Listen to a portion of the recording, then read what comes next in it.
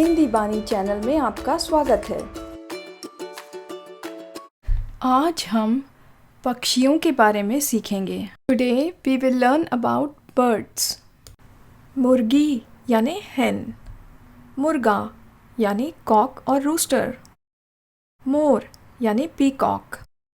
मोरनी यानी पीहेन, बतख यानी डक, हंस यानी स्वान, राजहंस यानी फ्लेमिंगो, कलहंस यानी गूज, फाख्ता यानी डव, सारस यानी क्रेन, बगुला यानी स्टॉर्क और हिरॉन, सफ़ेद बगुला यानी ईग्रेट,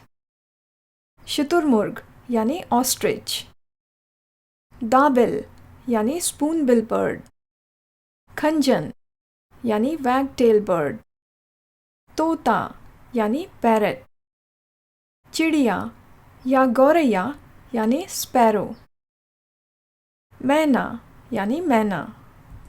बुलबुल यानी नाइटिंगेल, चकता या चकवा यानी स्काईलार्क, बया यानी वीवर और टेलर बर्ड,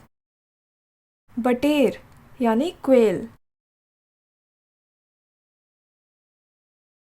तीतर यानी पार्ट्रिज, तीतर यानी फेजेंट,